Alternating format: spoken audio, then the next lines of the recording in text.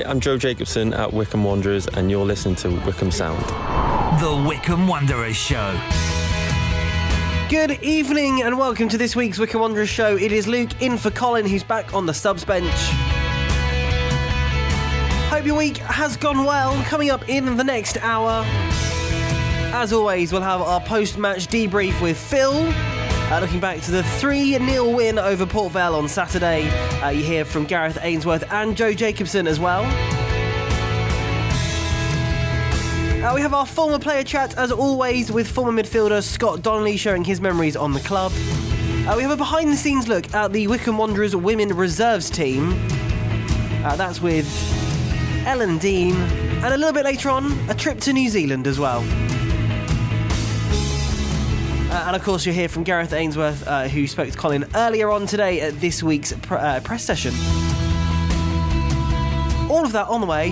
However, we start with the highlights from Saturday. Welcome to Vale Park. Wycombe Wanderers back in League One action, taking on Port Vale here up in Burslem in Stoke. It's a grey old day, but it's not raining and it's not freezing cold, and the football is back. Freeman's gone across as well, but Abita whips across and it's a looper. Oh, it's not dealt with, and Wheeler on the volley. That's a great tackle by Benning, who got the ball cleanly. Took Wheeler as well, but Vokes wins it back. Vokes goes for goal. It's deflected and lands on the roof of the net, and it's a corner to Wycombe Wanderers. And Port Vale, nearly the architects of their own downfall there. But didn't he do it well? He got past one, drew the keeper, and then just nonchalantly pokes it into the bottom corner. It's Port Vale 0, Wycombe 1. Yeah, you could see as soon as Wycombe turned the ball over that, Brandon Hanlon was alive and he was running in behind, and that's really, what you get with Brandon Hanlon. He's such a good runner in behind. He's strong. He's never really been a hold-up player, I don't think, but he's so good in those transitional moments. Brilliant stuff from Brandon Hanlon, but the ball from Lewis Wing, the early release of the pass. It looks a simple pass from up here, but it was the timing of it that was bang on the halfway line, left-hand side for Vale. Poor ball forwards in the end from him. Massey's on the floor as well, and Wycombe clear up to Vokes. And Vokes has got an enormous amount of space to run into. Vokes is still going. Sam Vokes goes for goal, left-footed, charged down by Smith. Great run from Vokes there, wasn't it? Vokes gets a whack on the head with his flick on, but Wycombe continue the attack with Freeman. Wheeler on the first-time shot. Goes for a cross. That was a fizzing effort, wasn't it, Phil? Skidded off the turf. I say skidded, it sort of bobbled through the very sort of uneven penalty area and went past the post, but he hits it well. Hold on a minute, Abita on the left wing, cuts it back, looking for McCleary. Big shout for handball, and he's given it. It's a penalty to Wycombe Wanderers. Handball, McCleary went for the header, and the referee, perfect line of sight. And Joe Jacobson makes his way towards the penalty area to take this penalty. 77 minutes. Joe Jacobson, can he double Wycombe's advantage from the penalty spot? Referee makes sure everyone's outside the area. Keeper's on his line, blows his whistle. Joe Jacobson then left-footed, approaches the ball and scores! Joe Jacobson, for his second goal of the season, runs to the Wycombe Wanderers fans, hugs Sam Vokes, and Wycombe Wanderers have doubled their advantage. It's Port Vale 0, Wycombe Wanderers 2, and the skipper from the penalty spot. Wycombe have the ball in the penalty area now with McCleary. McCleary step over after step over. Oh! Gareth McCleary! Wow. There's some icing on the cake. McCleary bringing all the skills out of the locker, and then left-footed rifles it into the top corner. Keeper Jack Stevens with no chance, and it's Port Vale 0, Wycombe Wanderers 3, and the car park is getting very busy. Chem Campbell under pressure sees the game out, and the full-time whistle goes, and Wycombe Wanderers have got an impressive 3 points on the road. A 3-0 victory here against a dogged Port Vale team who left everything out on the pitch for their manager Darryl Clark, but we'll leave you with the full-time score here at Vale Park. Port Vale 0, Wycombe Wanderers 3. Have a great weekend.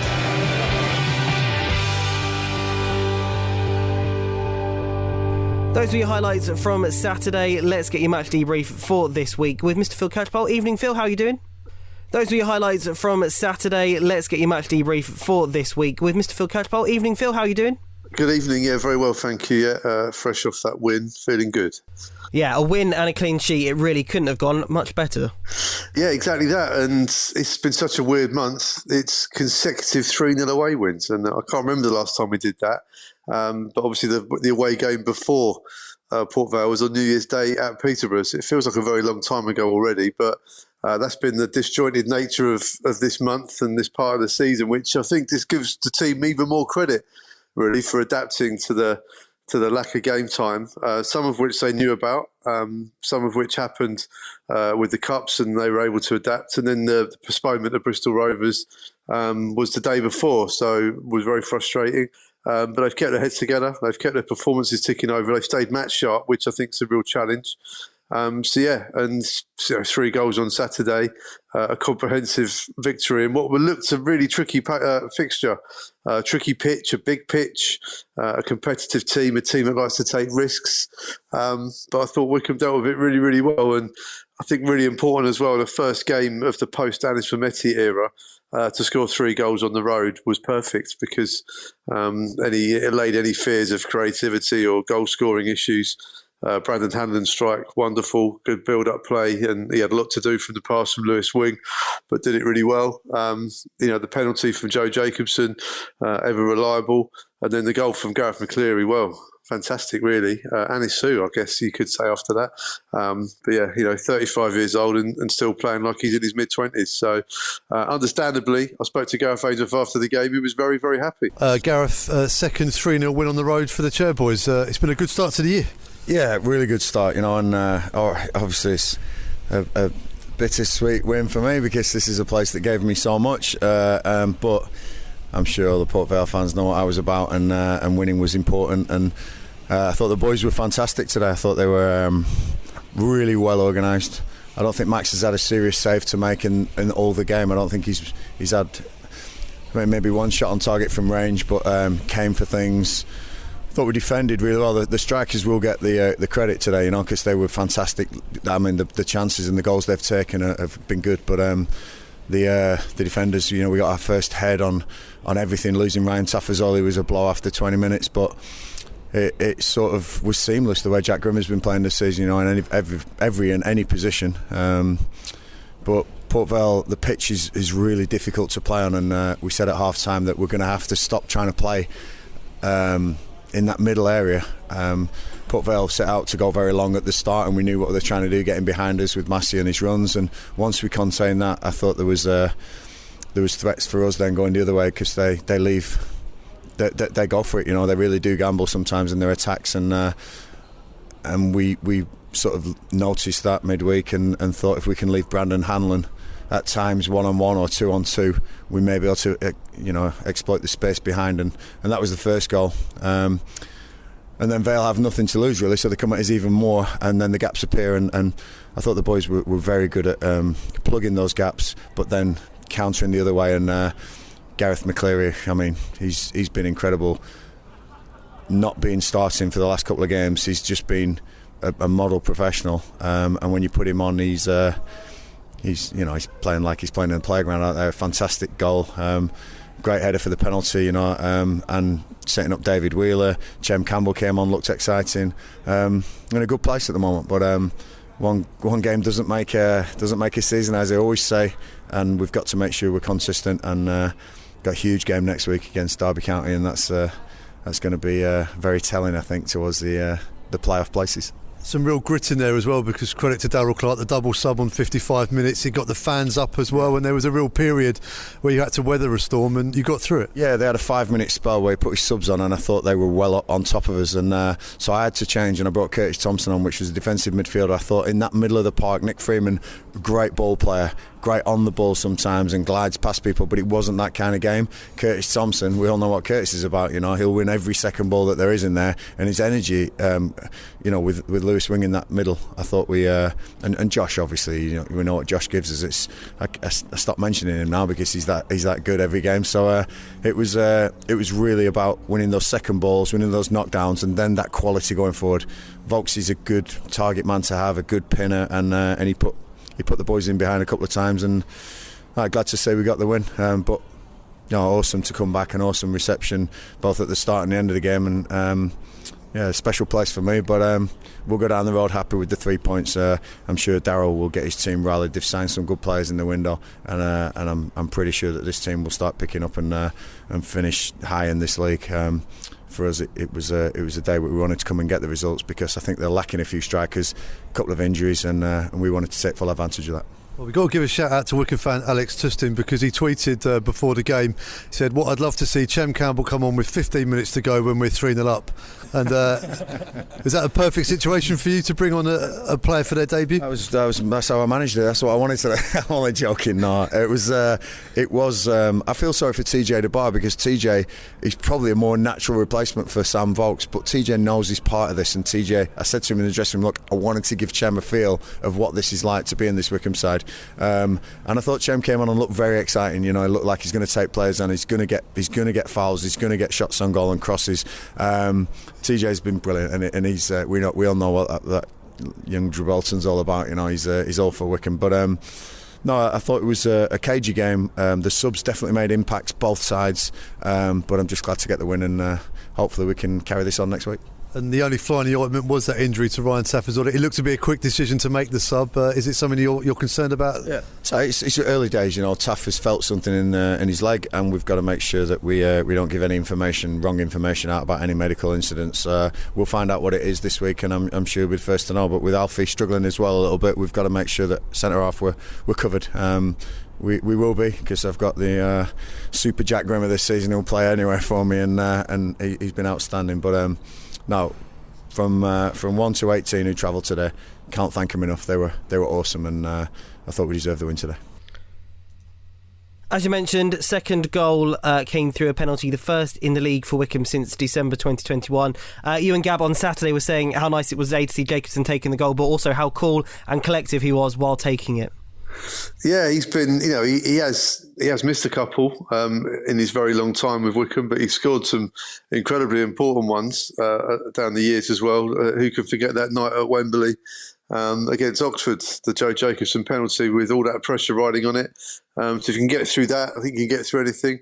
And yeah, ever reliable. But we should really talk about his defensive cover as well, because we played, I think, well over 60 minutes of the game with essentially three fullbacks by trade at centre-back. Jack Grimmer, Jason McCarthy and Joe Jacobson, although JJ's probably been playing left of a three for a little while now. Jack went into the middle. Jason came on the right-hand side because Tafazoli had to go off injured. So yeah, at the moment, it's looking a little bit threadbare in terms of centre-backs. Alfie Mawson's been out for a little while now. It looks like Taff. We'll have to await news, and we all know what that's like coming from Gareth Ainsworth. So, and then Big Chris Farino's on his way back, but again, no firm date on that. But the clean sheets keep coming, and I think it's 2 goals let in on the road now in the last 8 games, which is phenomenal.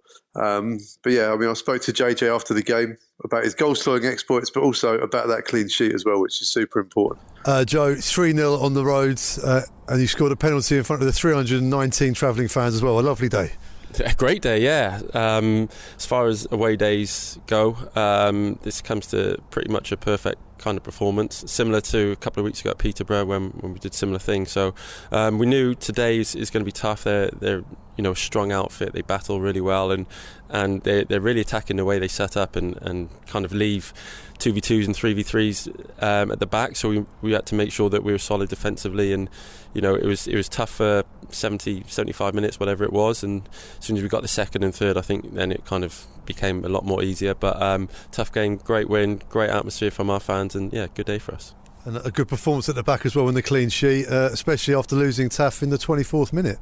Yeah, first of all, I hope he's all right. Obviously those guys will look into that and see what the problem is. But when it helped a little bit, they didn't really necessarily have a big target man.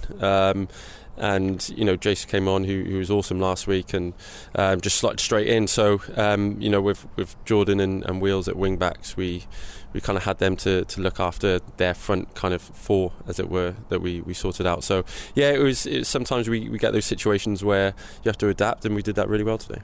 Have you checked Gareth McCleary's passport? Is he really mid-30s? What a goal. He's I can't say anything because he's younger than me, isn't he? So look, again, GMAC probably feels desperate to be in the starting 11, and he came on, and that's what you want from your substitutes, isn't it? To come on, impact the game, change it. And I thought when he came on, the pace he showed in behind was frightening them so much that eventually they give him enough room, and what goal with his left foot, and so much that he deserved that today, and we've been having to go at him for missing the one with his right foot, so to put that one away was nice. Might be checking your passport as well, a clean sheet and a goal. It's been a while since you had a penalty, isn't it? Do you know how long? No, 420 days. Yeah, so you just told me. Yeah, it's been a while. It's weird because I still every now and again will take him in training and then be like, right, tomorrow I'm doing this, and then you forget about it, and it's only when the ref blows for the penalty and you're like, oh, actually we've got one here, what do I do with it? And fortunately it went in, and I think that second goal was really important, just to take the wind out of their sails a little bit and settle us down, and we could just sit in a shape and see out the rest of the game. Well, it's a bit under the radar as well, because I guess if they've done their research on where the penalty takers go, they've had to go back quite a long way. Yeah, and I spoke to their keeper after the game, and he kind of said, I stood still because I remember what you did at Wembley, so they were going back a few years. But yeah, that didn't go through my mind. It was just try and just get the goal. I've missed them before, but I was confident I was going to score, and thankfully it went in. And a debut for Chem Campbell as well. Almost a perfect scenario for him to come on 3-0 up, attacking the end with the away fans. A good opportunity for him to introduce himself. Yeah, he's looked really lively this week since he's come in. He's settled in really well. Seems like a really nice guy. So we're excited to see what he can bring. He had one run where I was actually screaming for him to go down and take one of the fouls that 3 or 4 of their players tried to hack him down. But I think that shows what he's about. He's young, he's hungry, he wants to excite, and I can't wait to see more of him in the Wycombe shirt. And defensively, Wycombe been absolutely resolute. I think he's only 2 conceded in the last 8 on the road. That's a record that will surely file him into the top 6 if we keep this up. Hope so. Look, it's something that since I've been at the club we've always worked hard on, our defensive unit, and earlier on in the season we spoke about not getting as many clean sheets, and when we have conceded, we've conceded in kind of clusters and 2s and 3s, so we wanted to make sure that didn't happen. The last 10 games I saw before today we conceded 4 goals maybe, so we've been doing really well at the minute, and especially Gaffer changes shape, changes the lineup, and we've got players who can slot in and not look out of place, so it's a good place to be at the minute with the squad we've got, the tight knit, the solid squad, and excited for the rest of the season. Great to see Joe scoring on Saturday from that penalty. And you mentioned about the defence. We mentioned about Jack Grimmer a couple of weeks ago. You spoke to him as well on Burns night and his birthday. But something that a lot of fans were saying on Saturday was that he was immense once again. And he's also becoming a character. Something that Gareth said that he wanted to see more players becoming at the beginning of the season after Stockdale and Bayo left. And he really is becoming that character, not only on the pitch but off the pitch as well. Yeah, it's a really good point you've noticed there, Luke. I think, his form on the pitch, he's really grown into this season. It's been getting stronger and stronger as the season's gone on. He's been adaptable because he's been at right back, he's been at right centre back, he's been right of a 3, and on Saturday he was centre of a 3. But I think also you're right to pinpoint, I think he's now one of the strong characters. He's late 20s now, he's been around the block a bit. He's been there and done it with Wycombe and Coventry as well, let's not forget, and played at a high level with Fulham. So I think he's now one of those sort of recognised senior voices that's filling up some of the airspace, as Gareth Ainsworth called it the other month, left by Adebayo Akinfenwa and David Stockdale. And it's really great to see. It's good to see players evolve and step up on and off the pitch. I think he's going to be key to Wycombe achieving anything this season. And as you'd expect, they're all fiercely competitive, and none more so than Jack Grimmer. We saw Chem Campbell making his first appearance for Wycombe Wanderers, as we heard, predicted by Alex Tustin. But a lot of fans were very happy with what they saw. Yeah, perfect scenario for him to come on, really, because obviously the pressure was to keep the clean sheet. The team didn't want to concede, and he was a part of that. They defend as a unit from front to back. But he came on and gave Wycombe Wanderers fans a glimpse of what they can expect. He's quick. He likes to take on a player. He can drop his shoulder. He's got some tricks as well. We looked forward to seeing more and more of him. But that was the perfect introduction for him, really, because, like I said, at 3-0, the game was essentially won. And it was just about keeping that clean sheet, and he was able to play his part in that as well in the late stages.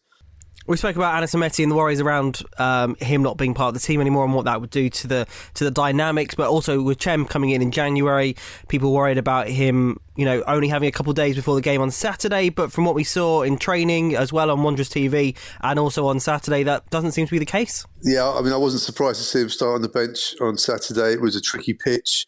It gave him just sort of a few days going into that game to kind of get to know what it's about to play for Wycombe. He's got a taste of it now on game day. So I think he's a lot further down the line than he was last week with us, which is fantastic.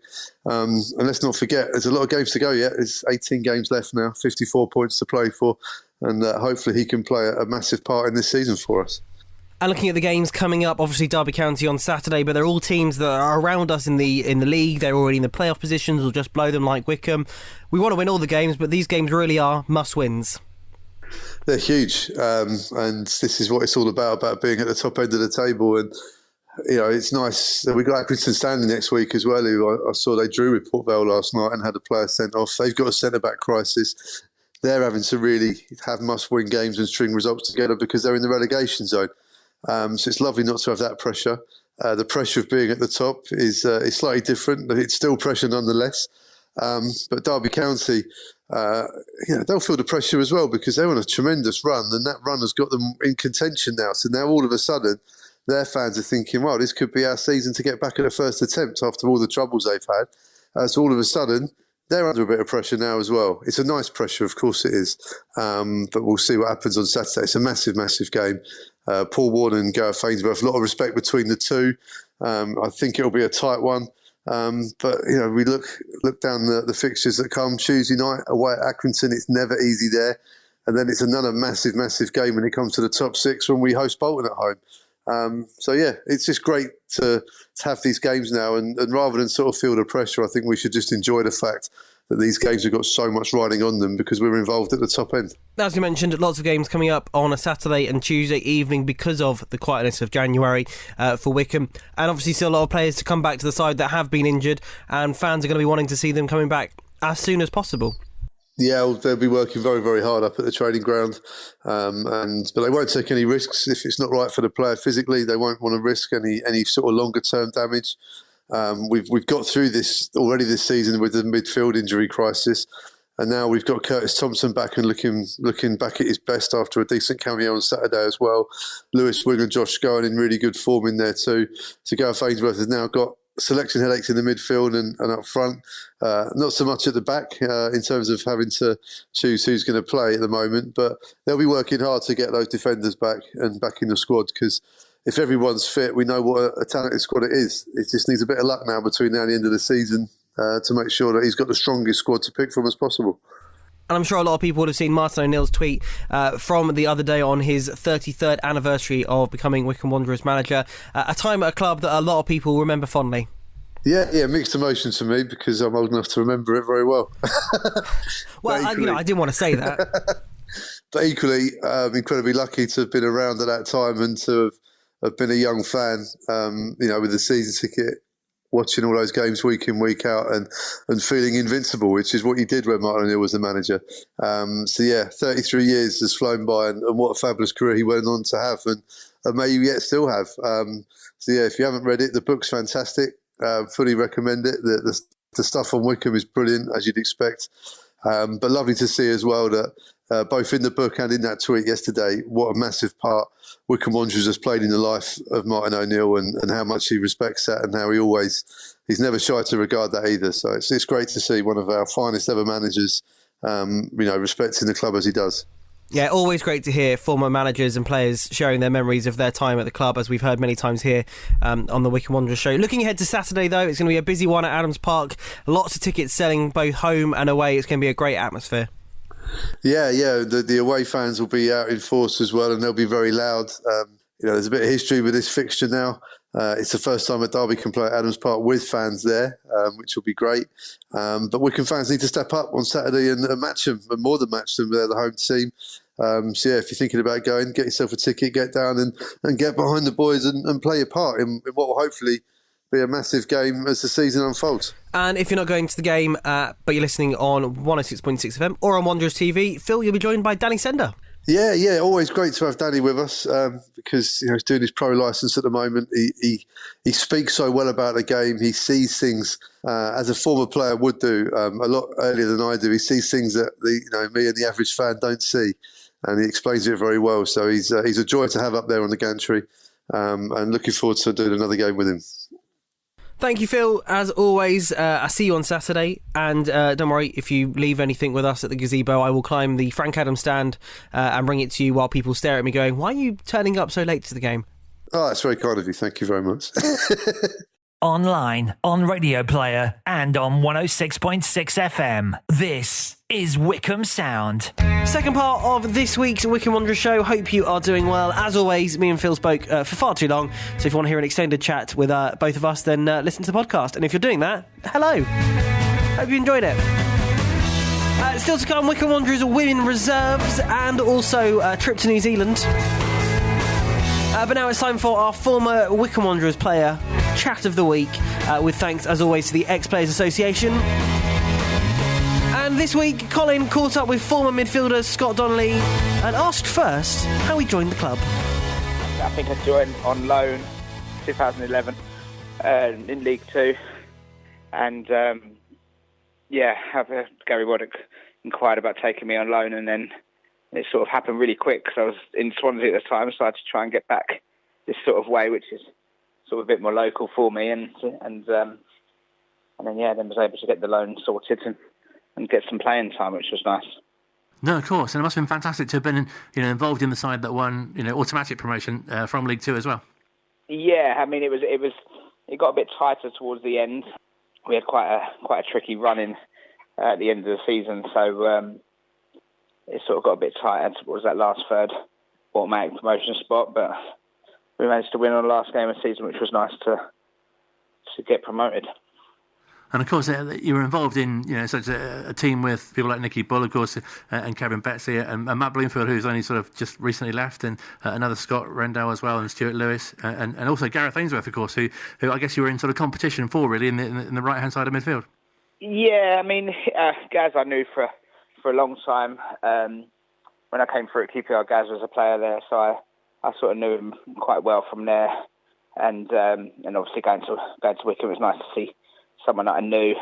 Amongst others, I knew I'd played alongside a few of like the other players that were there at the time. But then Gaz was a bit more of an experienced head when I turned up. So yeah, obviously I sort of played wide and central. So there was quite a lot of competition in the squad, which obviously made for a competitive squad, which ultimately led to being able to get promoted, which was nice. Are there any particular kind of games or moments that really stand out? Probably Southend at home, the last game of the season. Obviously, we knew if we won, we was promoted, and then I think we went behind in the first sort of few minutes, which was a bit disastrous start, but we sort of had a good character about ourselves, and I was able to score the equaliser, which was nice, and then we went on and won 3-1. It was a really nice day celebrating after the game, winning promotion with the fans. It was a pretty full house, so it was really nice. That's probably the one that lives out the most for me. And obviously you mentioned that you knew Gareth, and I guess not really a surprise to you that he'd go on and be a manager, but to have been at the club for so long as well. Yeah, I mean, Gaz has always had a great sort of way with the fans. He's always been a fan's favourite. I'm pretty sure at most clubs he's been at. I know the two that I've played with him at, he's been a fan's favourite. So he's, I'm not surprised that he's doing what he's doing. He's got a squad, and I can only assume that the way he was as a player, which was 100% commitment and effort and a desire to win games, is what he passes over to his players every day in training and every week on a Saturday afternoon. I imagine someone who's quite similar to being in a dressing room with, both as a player and as a manager, really, as you say, real team player and motivator as well. Yeah, I mean, Gaz was. You'd never know if Gaz was actually starting the game or whether he was on the bench. He never showed any. Obviously, every player wants to play the games, but the way he dealt with not playing, he never showed the disappointment or the negative attitude that some players can do. He was always the first in the changing room, still sort of getting everyone prepared already, and knowing that if things weren't going our way, that he'd be 100% ready to come on the pitch and contribute in any way that he could. And I imagine you really enjoyed playing under Gary Waddock as well. Yeah, so Gary, obviously I'd known for so many years. He was my youth team coach at QPR and then my manager at Aldershot. And obviously, ultimately, that's how the link with Wycombe happened. And yeah, Gary was the one manager that I sort of played my best football under. And he always managed to get the best out of me. And I think he done really well when we were there, and with the squad that we had, he definitely achieved what he set out to do. The next year in League One wasn't an easy year, but he's a fantastic coach and a good manager as well. I think there's something really nice, isn't there, when managers bring in players that they've worked with at other clubs and think, they'll be able to do a job for me in my current role.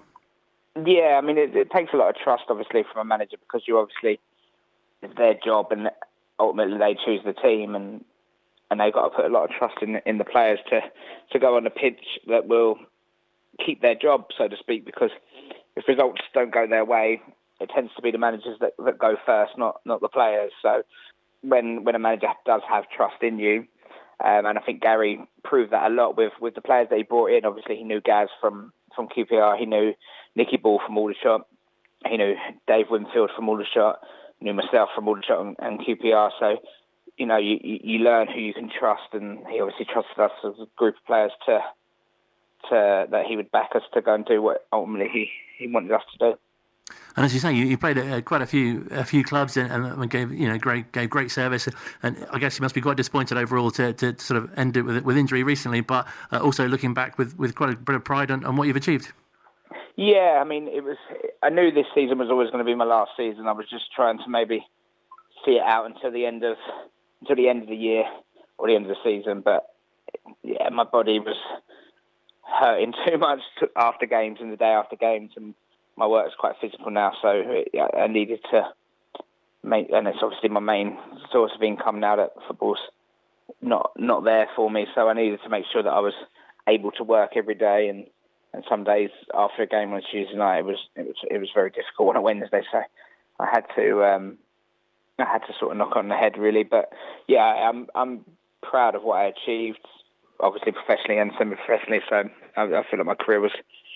If someone had said that to me when I was a youngster in school, I'd have definitely taken it. And fans will be interested to know you're doing carpentry, which must be something that you enjoy. Yeah, I mean, I'm working in sort of carpentry, bespoke sort of furniture and kitchens and wardrobes.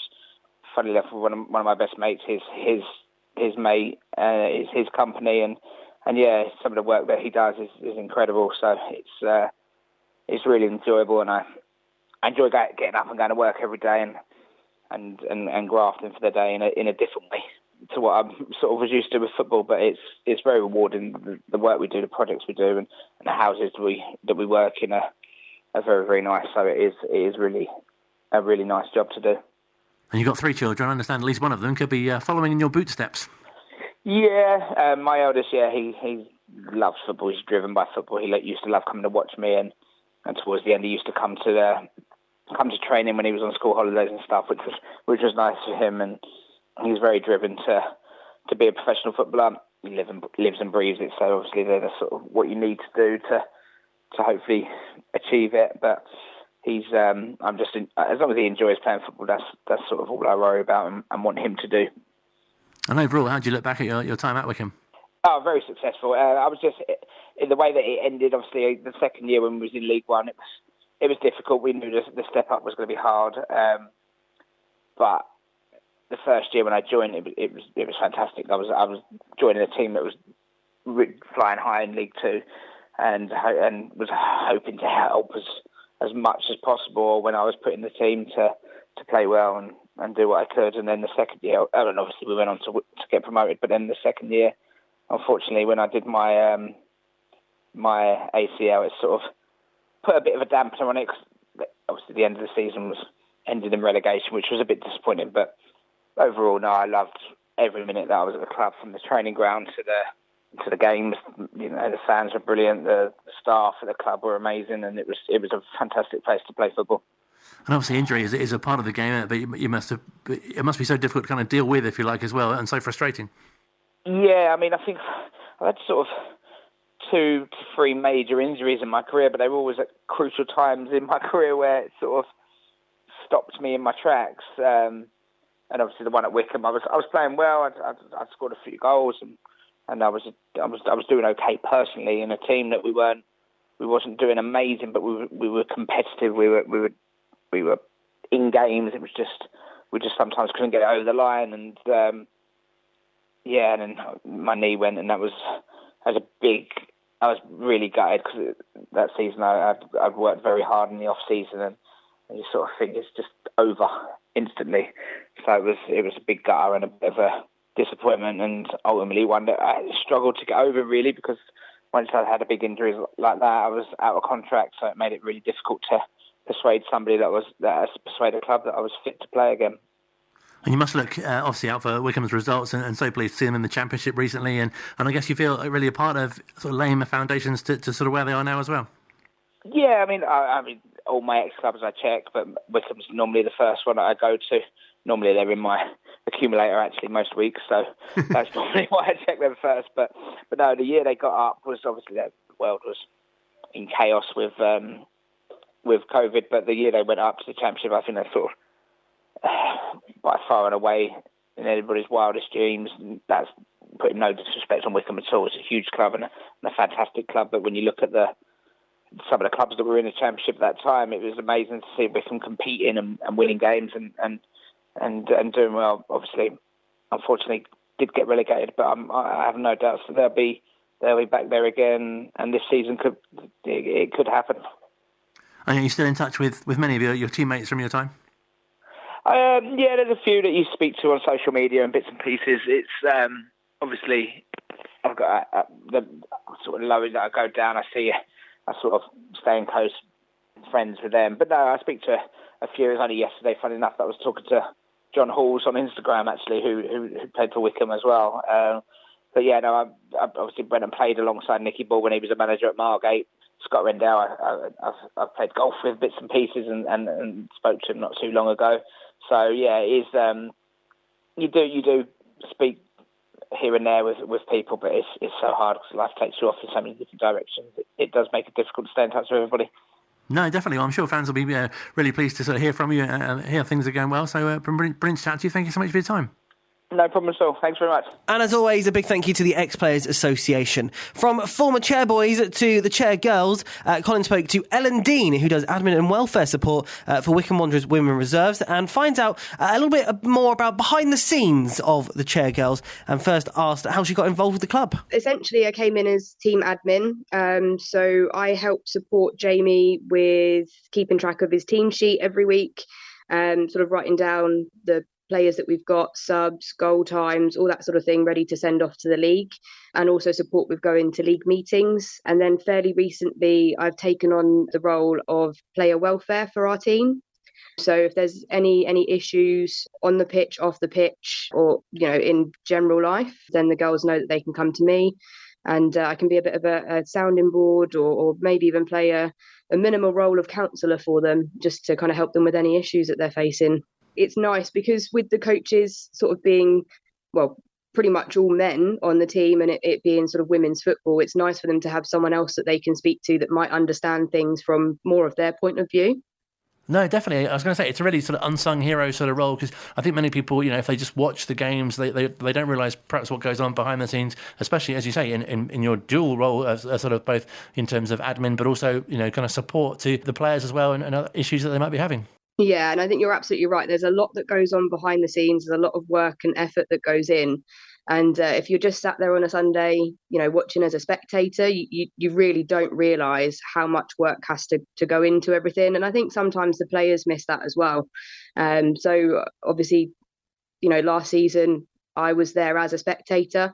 So I've got a very different point of view of everything this season with the work that I'm doing and sort of working quite closely with Jamie, giving a little bit of assistance and things on the sideline with the girls as well when they come off of the pitch after taking a knock, or if it's just a general subbing and things, and just checking in and things like that. So it must be so interesting as well, working with different ages and abilities.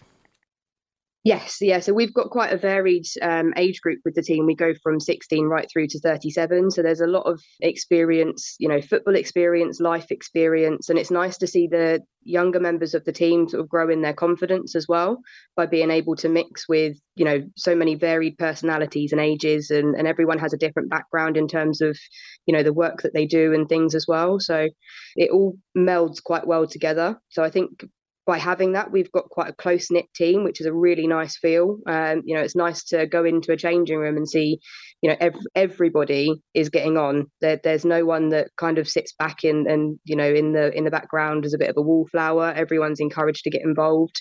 And, we try and do as many socials and things as we can as well. So after matches, we encourage everyone to stay for, half an hour, have a drink together. Whether we win or lose, we still have that camaraderie, which is really, really nice to see. And have you noticed a real growth in the teams, plural, but also the club as a whole, in that, since Colin, the other coaching team has come in, and the sort of the set up with the under-18s, the reserves, and the first team as well, and playing at Burnham now too? I think this season, with the role that the reserves are playing, we're trying to sort of grow the under-18s through into sort of more women's football or ladies football with the age groups that they'd be playing with. So our role as the reserves is to facilitate the movement from the under-18s, but also from the first team through to us as well for any rehab. So by having all of those players mixed together, you can see how far each player individually is coming, and then how that transverses into the teams themselves as well when they go out on a Sunday. And we try and mix it up in training. So we train twice a week, which, it can be difficult trying to work that around jobs and college and your general everyday life. But we get quite a good number of players come through both nights. So we can continue that on a weekly basis. And it's sort of doing us really well for our position in the league this season. And we've spoken to other players as well about the feeling of togetherness in the team, and that's been especially evident, I think, over the weekend on social media. There was pictures of some of the girls, supporting, I think it was the reserves supporting the under-18s, and, the first team support some of the reserves as well. There's a real kind of feeling of togetherness there.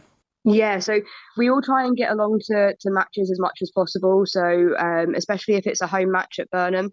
So this weekend, obviously the under-18s were at home playing against Millwall. So myself and a few of the players, we went along to watch them. And then the first team didn't have a match at all on Sunday, weren't able to secure a friendly. So I think most of the members of the first team came down to watch us, and we try and encourage that as much as possible when there's not a game on, to get everyone through together, because it's nice to see the players on the sidelines. At the end of the match, they'll come over and they'll help with pointers of what they've seen as well. So it's not just the coaches that are sort of being able to give advice, it's everyone getting in together.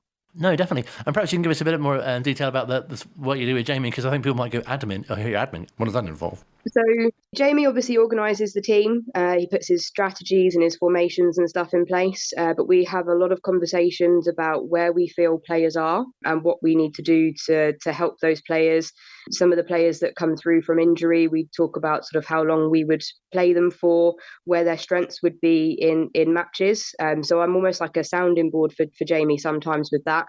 And then with the admin side of things, it's sending all of the information off about Burnham, where to find us, timings, specific footwear that you have to wear at Burnham because of the type of pitch that it is, and making sure that the other team are fully up to date with that before the match on a Sunday. And then vice versa, when we're away, it's finding all of that information out and making sure that the games are secured.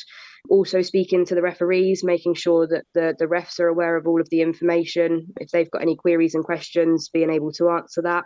I work with the refs on their invoices so that we can make sure that the refs get paid for coming and doing what they do for us. And then communicating anything back to the league. So if we have any queries about rules, or if we have concerns about anything that we've seen, sometimes some dodgy pitches, sometimes some dodgy refs, then we have to obviously communicate that back. So that's part of my role as admin, to communicate that back, and also keeping our club secretary involved and up to date with all of that as well. So there's lots of different areas and lots of different people that I speak to so that we're all working together as one whole. Sounds a vital role. Sounds like the whole operation will fall apart without you. Well, I wouldn't go that far, but not all heroes wear capes, Colin, so And also, as you touched on, that sort of the welfare aspect, well, that must be brilliant for girls of different ages and have all different kind of issues and really feel that they've got someone to come and chat to about that. Yeah, and I think it's nice because we have welfare reps across all of the teams, so we'll all get together as well, and we'll talk about sort of maybe particular players that we've seen, maybe need a bit of help with something, or if we've got new players coming through, then we can discuss them between ourselves and make sure that we're giving them the support that they need to sort of become involved and grow into the team, and make sure that they've got a support system. But also as the welfare, player welfare and welfare officers as such, then we're supporting each other with anything that's happening in our own team as well. So it's nice that not only are we giving support to everyone else, we're also getting support back ourselves. And that's the same with the physios that we have. So we've got 2 physios in the club. So it's working with them to make sure that, if any players go to them and say, I've got a slight injury with this, then we know straight away that we can speak to them and make sure that they're not sort of worried about anything on their own. And it sounds like you're in a really good position as well to kind of really watch people's progress and watch them develop as players as well. Yeah, it's brilliant. It's great to watch from the sidelines, and especially if you're a football fan anyway. But it's a very unique position to be in when you're involved in all of this as well. So it's one thing to sit on the sideline and sort of have a look and enjoy a game, or not enjoy a game so much, depending on how it goes and what you're expecting.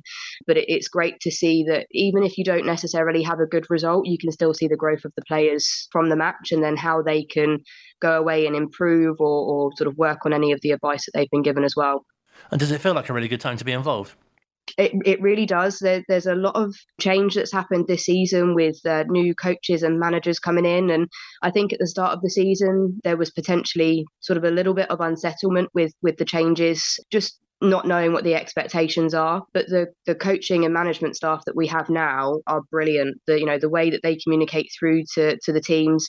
And I think that's particularly evident with our reserve girls, with the position that we're in at the moment in the league. And that's just a credit to how well they're supported and almost, guided by these coaches to get them into the right positions.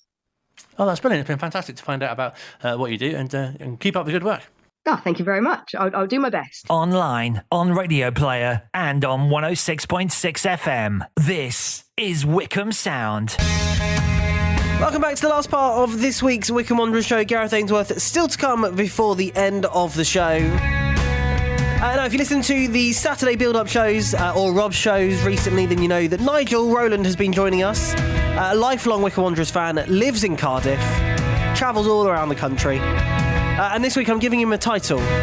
Schools have exchange students. Nigel is our exchange presenter because Nigel works on a community radio station in Wales called Bro Radio, Shamai. So he's now officially our exchange presenter. Congratulations, Nigel. Anyway, over Christmas, Nigel went to New Zealand. And while he was out there, spoke to Wycombe Wanderers fan Rich Barter, also, as you'll hear, a lifelong Wycombe Wanderers fan, and spoke to him about what it's like to be a Wycombe Wanderers fan but not living in the UK. We hear a lot about people that, love Wycombe Wanderers from outside of the UK.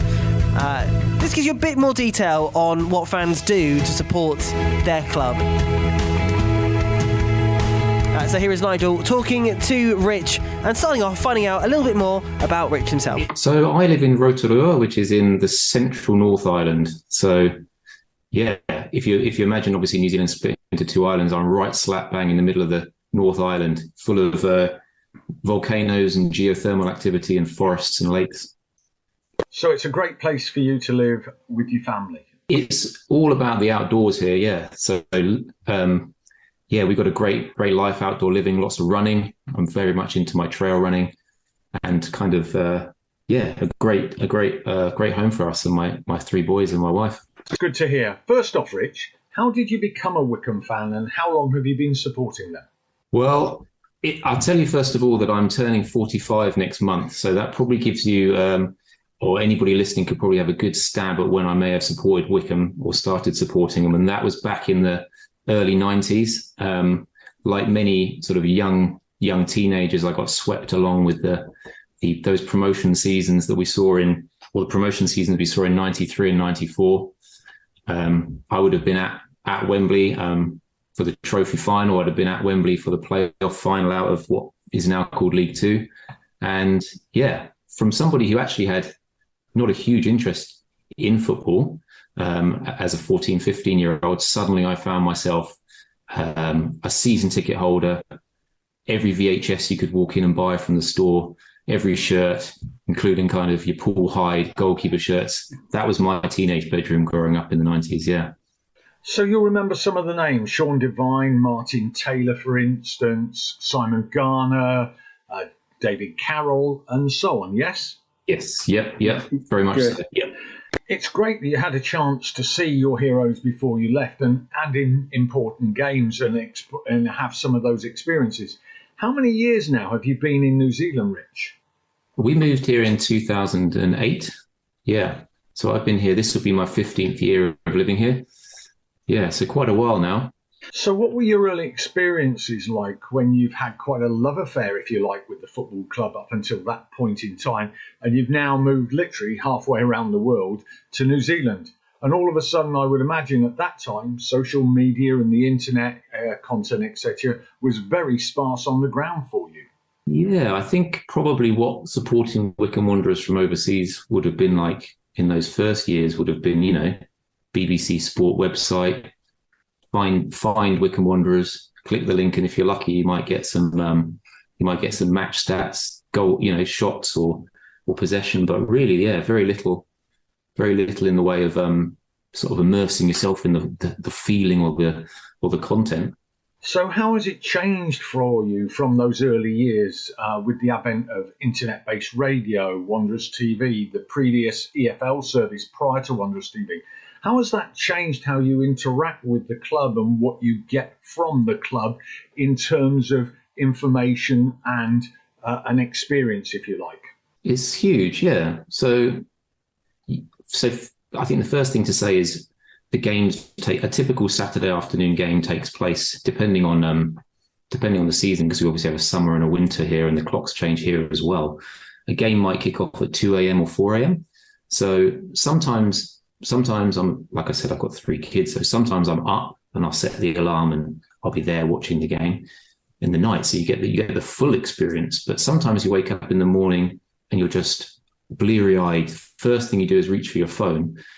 And now you've got everything through those the platforms you've mentioned, plus Twitter. You've got this content that's being thrown up within 24 hours of the goals that have been scored, of conversations with the manager. It's just a completely different experience. The video piece and the content that's been put out through the media team in the last few years has been such high quality.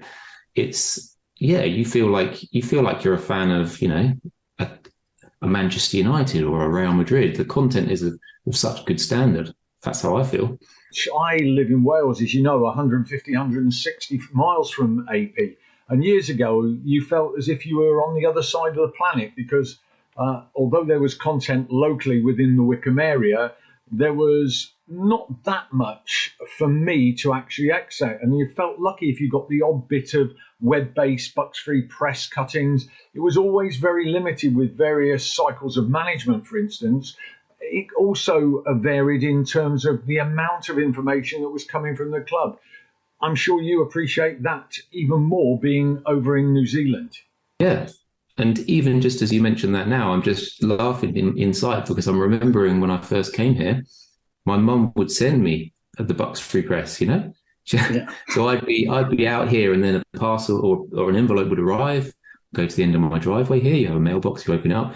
There's, you know, she sent me clippings from the Bucks Free Press of what, you know, exciting things have taken place. And I was reading them, and that's how, you know, it sounds strange talking about it. It's like I'm describing something from another, I suppose I am another century in a way, but like that's how it was, you know. And I've got a drawer full of them, and yeah, I think one of the things for me is probably like a lot of fans, you fall in love as a teenager and you're 100% all in on Wycombe Wanderers, and you spend all your money and your time and you go to every game and you go to away games. And for me, my personal experience was that probably in my 20s, I got married in my early 20s, and maybe during that period, let's say I dropped gears. I went from like number 5 down to number 2, and I became a little bit more of a sort of passive fan. When I came here, it's a really different experience because most people in New Zealand support Liverpool or Manchester United, or now, PSG, stuff like that. That's kind of the culture of what being in New Zealand is like. So when you say you support Wycombe Wanderers, it's kind of a strange thing to them. And one day I became very good friends with a guy who was a Nottingham Forest fan. And he'd tell me about how he would listen to Radio Nottingham at night time, and he would set the alarm, and at 2 a.m. he'd be listening. And I actually thought, I want to reconnect. Like, I want to be that person, that fan that I was. I want that as part of my identity of who I am living abroad. Not just, not just somebody who says, yeah, I support Wycombe Wanderers when I'm asked, but somebody who's, let's bring that right back into my DNA. Let's reconnect. And I think making that decision when I did, probably a few years after I came here, along with the progression that you guys have seen with the media content, was just like the perfect reconnection at the perfect time for me. And I've just absolutely loved falling in love once again with Wycombe and just becoming that fan that I was as a boy. And now my kids, they ask me, how did Wycombe get on? They're fans. And it's been a really good reconnection. I think that's the big piece for me as a fan overseas, having that opportunity, not just, to get a Bucks Free Press once every couple of weeks through the post from my mum, but like content that's just coming through that makes me feel fully connected. So, Rich, would you say it's that the supporting Wycombe, if you like, has now become part of your family's experience over in New Zealand? Because certainly from my perspective, that's how I feel at times. Yeah, definitely. My kids' birthdays, Christmas, they'll get a little training top or the new kit, stuff like that. They want to know what's going on. You ask them who they support, they'll probably tell you Arsenal and Tottenham, but then they'll say their second team, they'll tell you Wycombe Wanderers. Yeah. And they'll happily, I've got my middle boy Ruben. He proudly wears his Wycombe Wanderers goalkeeper tops. He's probably got like 3 or 4 seasons worth, pink and purple and yellow, and he wears them to school anytime he's allowed to wear it to school. He wears it with his mates, and we're fully, we're all Wycombe here, eh? Yeah. That's good to hear. Would I be right in saying that when we had the League One playoff final in 2020, you had all the family around the TV over there and watching it live? Oh, definitely, 100%. Yeah, we were here. We were in my living room. We were streaming it onto the TV in the living room. We were all sat around. The kids were screaming. Yeah, it was a family affair, that's for sure. So what, generally speaking, would you say, looking back on your supporting life, if you like, what are those standout moments as a Chairboys supporter? Oh, I remember, it's a good question. I remember standing behind the goal when we played Coventry in the Cup, in that the thriller where it went. It was 4-3, was it in the end? Yeah, just a riotous night in the stand behind the goal. One of those crazy evenings. I remember going away when we played Wimbledon when Laurie Sanchez was manager, and I remember this absolute scenes there where we went through on penalties. Yeah. I was at the playoff final where we beat Preston. I missed a couple of the absolute bangers. I missed the Liverpool. I was actually in New Zealand at the time, traveling before I actually moved here, so I missed that one. And I was here when we played Tottenham in the FA Cup, so I missed a couple of those key ones. But those are my memories. I remember standing behind the goal when Jason Cousins fired one across into the top corner and it got stuck in the stanchion. These little things stick in the memory. So you would say that the media content the club are currently providing has actually enhanced your experience in New Zealand, as it has allowed you to reconnect with a club you have a real passion for? Is that fair to say? Yeah, definitely.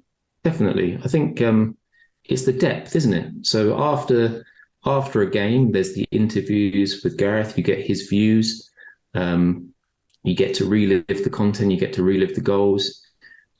It's all there. It's all consumable, and that's how it is for me. On the morning, if I've not watched the game live, which I do. If I've not done that, I wake up and I just sit there and I just consume as much of it as I can to get a sense. And that's, of course, all the content that you guys are putting out. But then I'll I'll be in Twitter, I'll be reading the fans' point of views. There are fans there on Twitter you feel some connection with, even though you're not standing next to them in the stands. And yeah, it's brilliant because I can be a person who chose a life in a different country for various reasons, but I can still be that person who was born and raised in Wycombe, who stood on the stands as a kid. And I feel complete in both sides of the coin of my life, I suppose. I really admire that, but here's a question for you. You said that the content the club and their partners, such as Wycombe Sound, Wanderers TV, etc., have put out have really enhanced your experience. However, in a realistic sense, is there anything the club could do to take it a stage further, to enhance it further for you? I think it's fair to say that what the club and the media partners are trying to do is give the best experience to all of the fans wherever they are around the world. I'm also aware that you may have different issues to fans, say, in the States or South America, Africa, for instance, or the Middle East for that matter. I'm really interested in trying to understanding if there is anything you personally or those in the wider Australasia area might benefit from. It's a good question. I certainly feel like everything's there, and I'm certainly satisfied with all of that. I think, I don't know if this is like an on-the-record comment or an off-the-record comment, but I think different countries have different price points for what something is seen as. And so, for example, here in New Zealand, you get the Premier League, and you might only pay $40 a month, and that's £20 a month, and you get every single Premier League game. You could watch them all live, and so the price point, when you're comparing it, is sometimes a little bit. You're thinking for that price, I can get all of that, and Wycombe's £10 per game. So it's half a month's worth of Premier League, if you like. Yeah, and I think that doesn't actually bother me because I'll pick and choose my games, and I'll watch, like, I'm coming up, I fully intend to watch Sheffield Wednesday and the big games and so forth. But I don't know if there's like a regional price point that could ever be considered, because when you put it in the face of the consumer, aka the fan or me, there are regional costs of living, I suppose, and that would be something I would say. But in terms of content, no, I'm loving it. I love switching on and listening to the games. I love hearing Phil. I think Wycombe are very, very. I don't want to say lucky, because it's not luck. The guy's great, but we're very fortunate to have someone who's of such a high standard. So when you're listening to the games and you got his voice on there, it's brilliant. He's got such a compelling voice. He does it so well. So no, I think overall the content is fantastic. Yeah. And there'll be an extended version of that chat as well on the podcast, which will be out tomorrow. Right, final part of the show.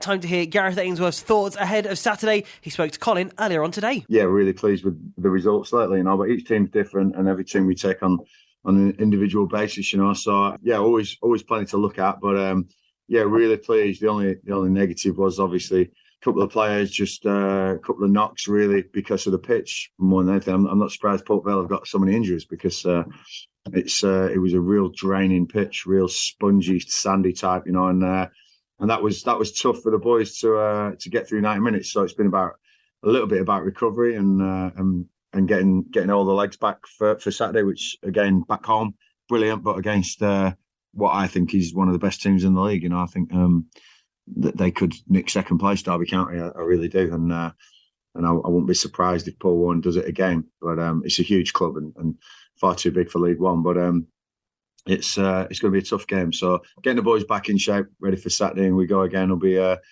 really crucial to putting in a good performance. You mentioned the knocks. How's Ryan after his injury? Yeah, he's okay. We've got him assessed this week, so again, we're not giving anything away. We're trying to push him to get fit as quick as possible. So we don't want to give any team news away, but everyone will be in contention as usual. I know the fans hate it when I don't give any injury updates, but I'd rather keep my opposition managers guessing. Of course. And something else which really pleased you after the game was that the organisation of the team and, the fact that Max barely had a save to make, pleasing in all areas of the pitch, really. Absolutely. It's just awesome, the way we shut Port Vale out, what we worked on during the week, what came in the game. And it's nice when those things come up. We worked a lot on that first goal, the counter-attack, the 2-on-2 that Port Vale leave because they attack with a lot of numbers, they really do. And then how we soak that up, but then how we counter-attack them. And I thought Brandon and Volksy did it really well when Gareth came on again. He created so many chances. So really nice to see things that you work on in training come off. But, there's certain things you don't work on. It's just personnel on the pitch at the time. They were brilliant and the shutout. And Max Straight will get the credit for a clean sheet. But again, he'll be the first to credit the 11 in front of him who really kept Port Vale at bay. Looking ahead to Saturday, does it feel still quite strange that Derby County are coming to Adams Park in a League One fixture? Yeah, it's incredible. And again, I keep reminding fans of where we were. And I think that it's a real strength never to rise above where you're from or what you are, keep that humility always. And where this humble side is entertaining a huge football club, and it'd be great to have them here. And obviously it's brilliant for the stadium and the atmosphere. So I'm hoping plenty of Wycombe fans turn up. I think we've just left them to the away end this weekend because we're trying to encourage Wycombe fans to get down and fill those extra spaces that we probably could sell. But we want as many Wycombe fans down as possible to make a brilliant atmosphere this Saturday. It really does show how far the club's come. We've been chatting to Scott Donnelly on the show this week, and obviously, it doesn't seem that long ago that obviously you were in the team then as well, and the teams you were facing then compared to the calibre of side and how far the club has come now. Yeah, do you know what? Even in League Two, you have your bigger sides. Your Bradfords now, and like Orient's back in the day, a good side, and our friend Matt Bloomfield managing Colchester, a championship once upon a time. So you got some big sides in that league. Never mind the league above, which is becoming, honestly, it's becoming a crazy league. It really is very, very competitive. The Premier League is a product at the moment. It's very sort of unattainable. You can't get to it. It's TV. It's shipped abroad, left, right, and centre. The Championship's a great league. We've been in there, but League One and League Two, I think, are so hugely accessible. So for Derby County to be coming and you can actually feel the players and see the players and meet the players as they get off the bus, at the games.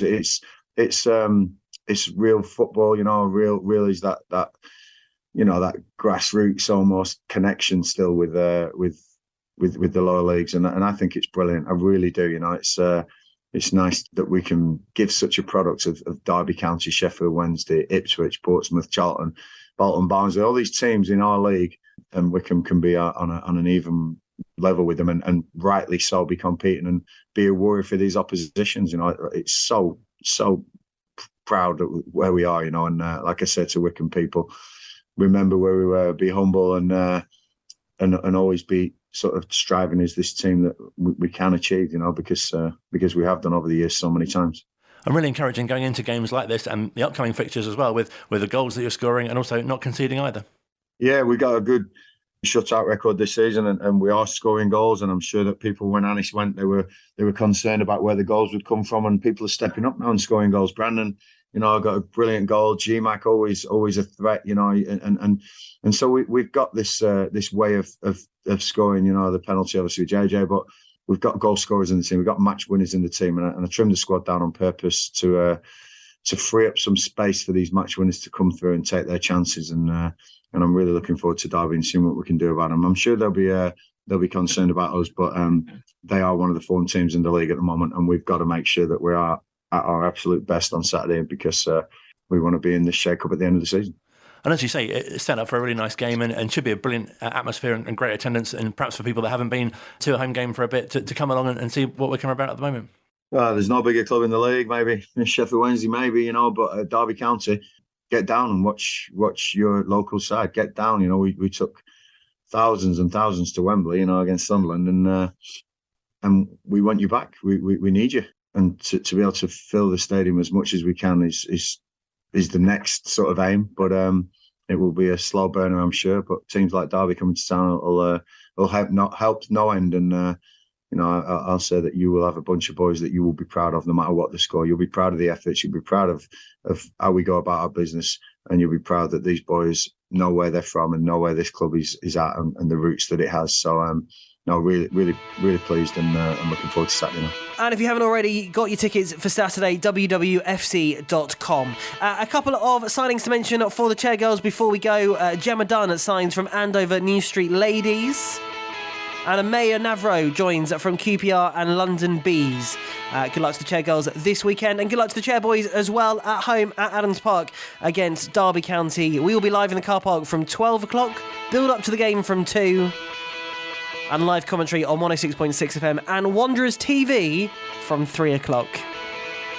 Have a great week, whatever you're up to. The show will be back this time next week, won't it, Phil? Yeah, it's a really good point you've noticed there, Luke. Thank you very much, Phil, and have a great week, whatever you're up to.